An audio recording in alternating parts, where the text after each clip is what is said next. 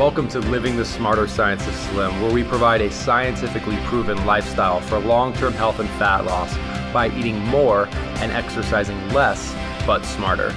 Eat smarter, exercise smarter, live better. I am so ready for that. Hey everyone, Jonathan Bailor and Carrie Brown coming at you this week. We are going to talk about Carrie Brown's favorite subject in the world, as you may have gathered from the last couple of podcasts. It's not leaks, people. It's just not leaks or leeches, if you are a longtime listener, or her lack of or lack of desire to exercise.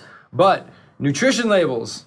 Yay! Yay! Because Carrie likes to spend hours in the grocery store just reading nutrition labels. Only for your benefit, lovely people. Yes, I don't do it for sport. Well, so she claims. And the question we will answer in today's podcast is, how should I read nutrition labels?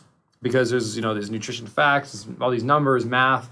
What should we do? What are some tips, some general rules of thumb we can apply to make our lives simple and sane when it comes to nutrition labels? Carrie Brown, what do you think about that? Tip number 1. Tip the first. Read the label. Actually read the label. Read the label. Read every label. Everything that has a label on it, read it, please. And the good news is you don't have to, once you find something whose label is good, and if you continue to use that, you don't need to continue to read labels. Right. You only need to read good. the label once. Yeah, so there's kind of an upfront cost, but then it's not like for the rest of your life. It's just like going to the library every time you go to the grocery store. Yep. So, but in terms of just a few general rules of thumb, and then we can get into some more macro points. So without getting into numbers, because numbers are very difficult because serving sizes on nutrition labels are arbitrary. There's no board that says like a serving size is X. Whoever, quote unquote, makes the food determines the serving size. So, for example, if I want to make something look low calorie, all I have to do is make the serving size very small, and now it's 100 calories a serving, and the serving is a half a cookie. So what? No one eats half a cookie. At one point in my life, not for very long because they taste horrible, I ate lean cuisine. In one of my desperate attempts to make my body do anything that I wanted it to do. Yep. I ate lean cuisine, and that lasted for about 5 meals because, as I say, they were nasty. Or 10 because I think they were 10 for $1 or something. Whatever. 10 for $1, okay. Or 10 for $10. There we go. 10 for $10. So, so I did that for like 10 meals, and the portion sizes were mad. I was like, ridiculous. I could eat 4 at once and still not be full. Yeah. Oh yeah. I just in I think you can equal me in the eating steaks. Yeah. Oh, absolutely. I just mad. So that's the reason I say I'm not going to talk about numbers here, is that numbers can be manipulated via serving size. But what I am going to talk about is more of this, less of that kind of thing, because that is absolute relative to any serving size. So, for example, the more fiber, the better. So we want more fiber. So if you have 2 options and one has more fiber than the other, go with the one that has more fiber. Second thing, more protein is better. So 2 options, take the one with more protein. Less sugar is better than more sugar. 2 options, take the one with less sugar. Fewer ingredients are better. 2 options, one has 8 ingredients, the other has 5. Take the one with 5, assuming that it doesn't have more sugar, less protein, and less fiber. Also, more vitamins and minerals per serving relative to calories, the better. That one was a little loaded. If you haven't listened to the podcasts on nutrition and nutrition quality and nutrient density, please listen to those, because it's not just about the total amount of vitamin C. It's about the amount of vitamin C relative to the calories that we're eating. I'll get into that more in a second. But more vitamins and minerals per serving, the better. If the ingredients include any of the following, do not eat it. Added sweeteners that contain calories, such as agave nectar or organic cane juice or sugar or high fructose corn syrup, hydrogenated anything, trans anything, any form of starch, aka flour, corn, rice, barley. Generally, if you can't pronounce it, don't eat it.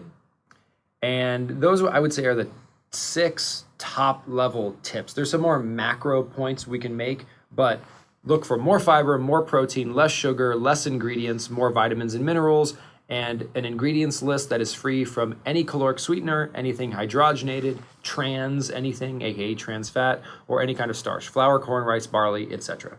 The great news is that you can actually kind of start with 0.6 there, which was added sweeteners. You can look on the vast majority of stuff you're going to find in the store. You look at the label, see sugar, put it down. So you don't have to go through all 8 of those points for every label. You can literally pick it up, see, any grain, wheat or sugar, put it back down, move on to the next one. And I love that you made that point, Carrie, because in many ways, if you just avoid starches and sweets, everything else takes care of itself. Because the food, it's like where there's smoke, there's fire. If they've added sweeteners to it, they've probably added a bunch of other garbage to it as well. So I love what you said. If it's low in sugar, chances are, and it's low in starch, it's automatically already going to meet all of those other criteria. And read labels for everything. You would be amazed. I was reading labels, just for fun. I was reading labels in the store of tomato, pasta sauces, tomato marinara sauce. Absolutely. And it was staggering how few of them do not have sugar in. Absolutely. So I, picked them up, jar after jar after jar. Sugar, back down. I didn't have to read anything else. I just looked at whether it had sugar or not. And then so I whittled it down, got rid of all the sugar, and was left with about 2 to actually study to pick the best one on all the other points that you made. Yep. But if you whittle out the grain and the sugar, you only really have to concentrate on a couple, maybe. And when you say sugar, just to make sure listeners are clear, you mean sugar in the ingredients list, not actually on the label where it's like sugar. Right. Because there are naturally occurring sugars in foods, and that's right. what we're talking about. Yes, here. I'm not looking. I'm looking for not sugar in the numbers, because there'll be a thing that says, sugar, 3 grams or whatever. That's not what I'm looking at, the weight. I'm looking at the ingredients listing to see if sugar has been added as an ingredient. If it's got a grain or a sugar, it goes back on the shelf until I'm left with the 2 or 3 that don't have either of those things in, and then I compare everything else to figure out which is best. And actually, I will contradict myself here for a second and talk about a number, because if you want an even quicker approach, Carrie, tell me what you think about this. If you look at the actual sugar number and it is double digits, you might want to put that back on the shelf. Right. Because remember, food manufacturers or producers, they know that we're catching on that sugar's bad for us. So even if shrinking the serving size, you still got double-digit sugar, that's not a good sign. Right. So the vast majority of things you purchase, if you want to do like quickest scan possible, does it have double-digit sugar? If the answer is no, proceed down to the ingredients list, see if it has added sugar. If it doesn't have added sugar, okay, now you can do the other analysis. And then you only have to do that analysis once, because once you find a brand you like, for example, I use the Kirkland, the Costco marinara sauce. I think it's one of 2 they carry that doesn't have added sugars. I don't read that label anymore. I just pick it up and I buy it every week, and I love it. And I buy the Trader Joe's, because the Trader Joe's doesn't have sugar in. So, for example, using the tomato paste or the tomato sauce analogy, if you turn over and look at the number, it's got sugar in it. That's okay. You just don't want it to be added sugar, because tomatoes have sugar in them. So you're going to see a number on it. We just don't want any fake sugar added. Well, and it's going to be sub 10. And the reason I say sub 10 grams of naturally occurring sugar, the reason I mention this is because even things like juices, they don't have added sugar in them, but they're concentrated sources of sugar. Right. So that rule of just look at the sugar number, or even the carbohydrate number, because let me give an example here, which is probably going to offend some listeners, but I'm just trying to, let's talk in terms of math here so that it doesn't ruffle any feathers. So I ordered some, I think it's pronounced matcha green tea powder from a wonderful website, because I like the taste of it. It's great. So they sent it to me, and in the box they included a free sample of quinoa, which is quinoa is the new black when it comes to grains. Like, it's the new hot thing. Like, ooh, I eat quinoa. I don't know. It's just like, I didn't realize grains could be cool, but apparently grains can be cool. That's the thing that's spelled Quinoa. Yes, it's spelled quinoa, but it's pronounced quinoa. And it's touted as this miracle grain because it's high in protein, quote unquote. I've never actually analyzed quinoa because I don't eat grains, so I don't really care about it.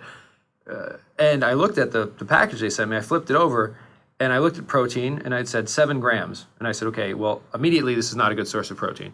And I looked at carbohydrate and it was 35 grams. And I said, wait a second here. There's 5 times more carbohydrate in this than protein, which if I'm doing my math and there's no fat, which there is, but to simplify things, that means what? It's like 80% carbohydrate by weight, like less than 20% protein. How is something that is less than 20% protein a good source of protein? It's a good source of carbohydrate. So looking at single versus double digits is interesting because if you have double digit carbohydrate and single digit protein, like then you know, okay, this is primarily carbohydrate, not primarily protein. So that's also just single versus double digit is useful because even juices, again, you look at apple juice, all natural, no added sugars. You look down at the sugar for serving of 8 ounces, you look at a can of Pepsi and you say, actually, this apple juice has more sugar in it than this can of Pepsi does. And to be clear to people who have been told that, you know, natural sugars are different, blah, blah, blah, fruit sugars are different, they may be, but your body recognizes them and responds to fruit sugars exactly the same way as it does to white sugar or syrups in soft drinks. Well, and Carrie, what you're saying in spirit is spot on. So I'm going to agree with you violently, and then I'm going to do a slight clarification because fruit sugar is an interesting exception. So Carrie's point is so spot on in the sense that organic cane juice it's as bad for you as sugar. Like it does not. The most horrible example of this is agave nectar. Agave nectar is touted as this miracle substance because it's low glycemic. Well, the reason it's low glycemic, meaning it doesn't spike your blood sugar, is because it's 90% fructose. To put that into perspective, high fructose corn syrup, which has been so demonized, rightfully so, I believe is 42% fructose. So this healthy agave nectar has more than twice as much fructose. That's why it's low glycemic, because fructose doesn't stimulate an insulin response in your body. However, fructose, aka fruit sugar, is uniquely fattening for many of us because it's processed differently by the body, completely differently, and it's very likely to give us, it goes through the liver and it can cause fatty liver disease. The point is that fruit sugar is sugar is sugar is sugar. Just because the sugar comes with some vitamins in it, like for example, someone says, it's apple juice. How could you possibly say apple juice is the same as Coke? Well, it's not, in the sense that apple juice may have some more nutrients. But if I take a vitamin pill and I dissolve it in a can of Coke, it doesn't make the Coke healthy. So Carrie's point is spot on in the sense that 30 grams of sugar, I do not care where it's coming from, is not going to help your fat loss efforts. Right. That is a key point. Because your body sees it as the same. Yes. And then in fact, in some cases, not in some cases, fructose or fruit sugar for many people is actually uniquely fattening. And I know that's going to upset some people, but when we're picking fruits, things like low sugar, high nutrition fruits such as citrus and berries are the best options because things like grapes are just packed with fructose. They're not particularly satisfying. And this is not Jonathan's wild and crazy opinion. Look up fructose on Wikipedia and then look up glucose on Wikipedia and then look up lactose on Wikipedia. Lactose is dairy sugar. Glucose is the sugar our body primarily runs on, and fructose is the sugar from fruits. Fructose is metabolized differently by your body, and the way it's metabolized is actually more likely to cause fat gain. And if you have any questions about that, there's a reason why high fructose corn syrup has gotten so much bad press. It's because it's quote unquote high in fructose, but folks, it's only got 42% fructose in it. There's things out there that have even more fructose in it. This is not to say avoid fruits. It is to say, just like we focus on the highest quality protein we can, just like we focus on the highest quality non-starchy vegetables, the highest quality fats, let's focus on the highest quality fruits we can.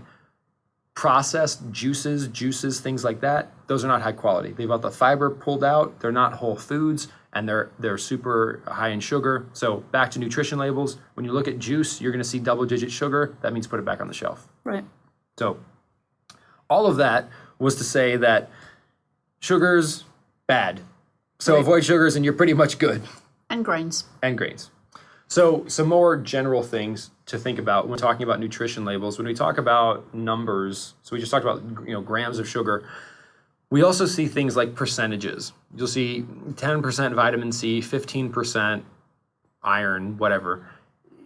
It's really important to understand where those numbers are coming from, because for a lot of us, I would say all of us that are listening to this podcast, they're irrelevant. So two important factors. One is that percentage is in terms of what's called your recommended daily value. And these were developed during World War II to help prevent malnutrition in soldiers, meaning this is the amount, like this is 15% of the amount of, let's say, vitamin C that you need to avoid getting rickets. It's not 15% of the vitamin C you need to achieve optimum health. Scurvy. Yeah, scurvy, yes. Excuse rickets me, rickets is vitamin D, yes, sorry. sorry, no, yes.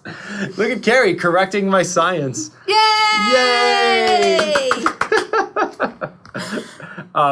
So our goal being what it is, optimum health and nutrition, those percentages are pretty much useless, because what we need versus what we need to eat to avoid dying, very, very different things. The other thing to keep in mind is that those percentages, again, they don't tell us nutrition quality, meaning they don't tell us how many calories it's taking us to get that percent of, let's say, vitamin A. So let's, for example, let's say you go to the grocery store, you pick up a label, and you see this food says, I give you 10% vitamin A. You say, okay, that seems like a pretty good source of vitamin A. But let's say it takes 200 calories. There's 200 calories in a serving, and that serving has 10% vitamin A. And the package will claim good source of vitamin A because it's got double digits. However, if you look at, for example, carrots give you 1,700% of your daily value of vitamin A in 200 calories. So common processed food, A, on the label says good source of vitamin A. You flip it over, it's got 200 calories, it's got 10% vitamin A. Carrots would give you in 200 calories 1,700% of the vitamin A you need in a day, not 10% in 200 calories. The reason I'm making this point is it's nutrition per calorie, not just raw nutrition. This is why people who eat quinoa sometimes can be confused and say it's a good source of protein. It's a good source of protein relative to rice, but mathematically it's a terrible source of protein. It takes 200 calories to get 7 grams of protein, whereas you could get 7 grams of protein in 30 calories of lean meat. Right. So why eat 10 times more calories to get the same amount of nutrition? That is why we overeat, because we're eating food that doesn't have nutrition per calorie. So we have to eat a bunch of calories to fill our nutrition needs, but then we get fat, and then we get sick, and then we're not happy. So nutrients per calorie. Got it. Yay. Except I got to say that having gone sane, I really don't worry about any of that anymore. Absolutely. I just eat sane foods, and I don't get bent out of shape over the micronutrients. Yeah, absolutely. I just, well, one, I can't, it just takes too much time, and it, can be confusing, and food shouldn't be that hard. But I look at the big things and call it good. Well, and actually, Carrie, this is I may have buried the lead here, but I wanted to save the final tip, which I think is the most important, which is really what you just said, which is consider, and actually this is going to be funny because it's the exact opposite of what you said earlier, but we can talk about that. Consider not looking at food labels at all, not because it's not useful to look at them, but the sanest foods in the world don't even have nutrition labels on them, right? Like when you buy meat in bulk, it doesn't have nutrition facts. When you buy seafood in bulk, it doesn't. Spinach bought in bulk nutrient dense meats, whole food fats, non-starchy vegetables, low sugar fruits, they don't have nutrition labels on them. I understand that if it has a nutrition label on it, you should read it. That's not my point. My point is that food, meaning food we find in nature, stuff on the perimeter of your grocery store, that often doesn't even have nutrition labels on it. So to your point of, I don't even focus on the minutia, you can technically take that even one step further and say that if you are really eating food you find in nature, not only do you not necessarily have to read nutrition labels, but you can't because they don't even exist on that food. Right. So it's just where they come with the nutrition label. Make sure you read it until you've figured out the things that you like to eat you only have to do the nutrition label thing once. And the nutrition label thing, again, is still only going to apply to, I mean, you could imagine someone who literally just goes to a farmer's market and buys fish and meat and vegetables, berries, citrus fruits, nuts, and seeds, and never sees a nutrition label in their entire life. In fact, actually, that sounds like every person who ever existed up until 60 years ago. Really right. I mean, nutrition labels, I sometimes think that the reason nutrition labels exist is because we've gone so far from eating food that the only way we can know whether or not this thing is really unhealthy or just kind of unhealthy is to write a short novel on the back. Because no one knows, wait, what? Go-gurt, what the hell? I don't know what this has in it. What is it? I don't know. I got to label it.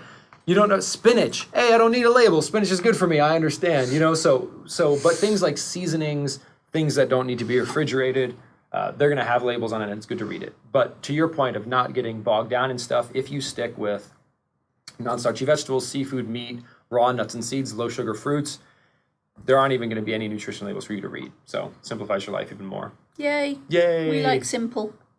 We do. So, Carrie. So, I know I just said that don't worry about the minutiae, but there's some that people might be interested in getting your take on, and that's things like the different kinds of beef and fish that are available. So the grass-fed organic beef versus not, or the wild salmon or not. Or just local vegetables versus non-organic, all that stuff. Talk to us about that. So I would classify organic, wild-caught, grass-fed, local as super sane, meaning there's no question that these are going to be the best options available to us. However, they are not practical for many people. So let me say two things very, very clearly here at the start. If you have the opportunity to eat, let's say, a small piece of wild-caught fish and a little bit of locally grown organic non-starchy vegetables, and then you have to pile your plate full of rice because you're not full, don't do that. Right. Like, a completely sane, conventional lifestyle is so much better for you than a partially insane but organic, local, grass-fed diet. Got it. Yep. Okay, so just a stack rank. Super sane, organic, blah, blah, blah, everything, and that's all you eat is the best. The worst is conventional insane, but very, very good. In fact, what I probably actually end up doing, because I just buy everything at Costco and it's not organic, everything is organic, local, grass-fed, wild-caught when it's convenient, but everything is sane. And sane is priority number one. All that other stuff is priority number two. But it's great. If you can do it, but do not skimp on sane foods because you can't afford them because you're spending all your money on this other stuff. So instead you have to fill up with white rice, but it's organic, but who cares? It's killing you. So what do you think about that? Well, just don't, yes, the focus should be on being sane, not getting the best quality cut of beef. Just, Yeah, and if you can, and beef is an interesting one because it's not about being a foodie or a gourmand. Things like wild-caught fish have, for example, more of the super healthy fats we're after than farm-raised fish, and especially grass-fed beef. Like grass-fed beef, it's fair to call it a different food than corn-fed beef because it's actually, eating beef that was fed insane food we're sort of just one step away from eating corn. So grass-fed beef is really a pretty good option. I would actually say that if you're going to eat beef that isn't grass-fed, I would highly recommend going lean cuts because a lot of the toxins, a lot of the suboptimal omega-6 fats that we already eat too much of, those are going to be found in high quantities in conventional beef. However, if you eat grass-fed beef, you can kind of do whatever you want because grass-fed beef is naturally leaner. It has a different type of fat in it. And this applies to wild game as well. Like if you eat deer or bison, animals that eat sane foods yield sane foods. Animals that are fed insane foods yield insane foods. So when it comes to beef, I would say the grass-fed is pretty important. When it comes to poultry, I mean, it's not, I wouldn't say as important. This is more Jonathan's personal take right now rather than science. And when it comes to seafood, I would say it's the least important. Wild-caught seafood is better for you, but it can be very expensive, and I don't want anyone to not eat seafood because it's so darn good for you just because it's farm-raised or conventional. Right, and don't think that you cannot live a sane lifestyle because you can't afford to buy the wild salmon or the expensive stuff. Just, you can still. And not only that, but if you want, just pretend like you didn't even listen to this part of the podcast, because if you never, ever eat organic, wild-caught, grass-fed, local anything, and you are completely sane, you will be healthier and fitter than 99.9% of the people you know. By far. But easily. So these things, this is how to go from a 98% to a 100%. So it's the last 2%. So if you're like me, I don't even think I would go to Costco. I'm like, I'm going to get their freaking kale. I'm not sure if it's kale. There's the kale. There's a bag of kale. That's what I'm eating. Costco just has one bag of kale. That's what I get. I don't know. So again, don't get hung up on the minutia. Just don't. And an interesting trivia bit, there are some people who really like to geek out on this stuff. I mean, a lot of people who are really into the paleo movement are just super, super into like only eating grass-fed, this, that. That's wonderful. More power to them. But if you're not about that, that's fine. And in fact, it's interesting that some people actually get so into this. There's actually now a term, it's called orthorexia, where ortho and rexia are the Latin derivatives of correct and appetite. And it's similar to anorexia, where it's actually a eating disorder where people become so preoccupied with the quality of the food they're eating, which is kind of funny to hear me say because I'm all about food quality. But I'm talking like, was this cow, what kind of grass was it eating? How was it slaughtered? How old was it when it was, and that's fine. I'm not trying to criticize those people, but all I'm saying is that, it's very easy to take anything too far. And I don't want, the takeaway message is I would highly recommend not becoming neurotic about food, because that's the exact thing we're trying to move away from, right, Carrie? We're trying to get back to just eating food and being happy and living our lives. And I even had to do this when I was researching the new book.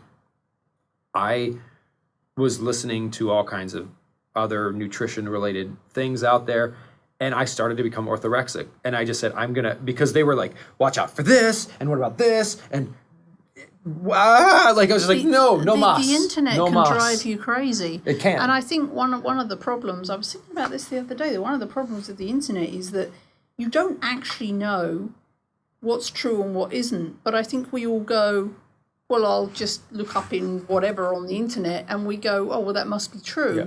And I'm sure a vast majority of stuff on the internet is absolute nonsense. And the other key thing to keep in mind, Carrie, is that something can be, so let's say it is true. It can be true and irrelevant. Here's what I mean. There's no question that the hormones there's hormones in meat. We know that. Okay. I have never seen, that doesn't mean it doesn't exist. If you know of one, please send me a link to it, of a study which has proven that eating meat with hormones in it harms human health. So it might, but if someone says like, don't eat meat with hormones because it hurts your health, instead eat rice, that's not been proven. Like, it doesn't matter. I don't care how many degrees that person has. Until it's been proven, it's just speculation. And let's say it is bad. Is it bad enough to actually do anything? A good example of what I'm talking about here is like prostate cancer in men.